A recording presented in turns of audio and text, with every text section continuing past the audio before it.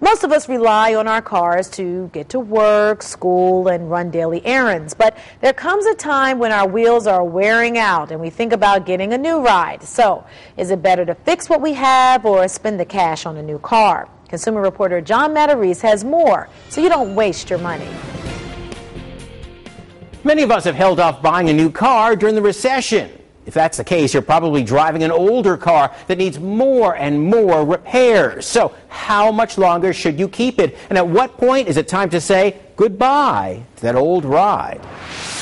Like a lot of us, Frida Woolens wants to keep her '96 Nissan Sentra running as long as possible. Now, how long are you going to keep this car? Till it fall off, break down, and have no more wheels to ride me on.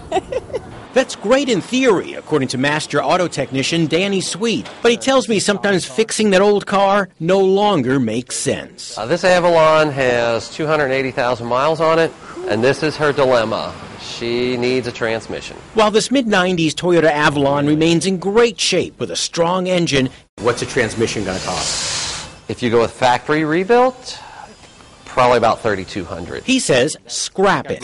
On the other hand, Danny says old German cars like this '83 Mercedes hold their value, so are usually worth repairing.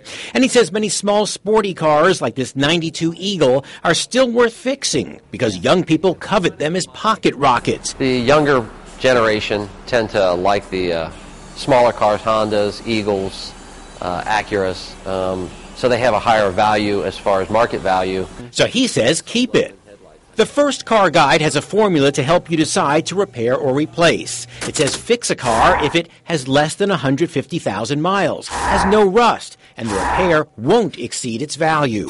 But consider trashing it if it has more than 150,000 miles, it has rust or other body damage, or repairs will cost more than 2/3 of its value. Frida says as long as her Sentra doesn't drop an engine or tranny, she's not selling. It's a recession.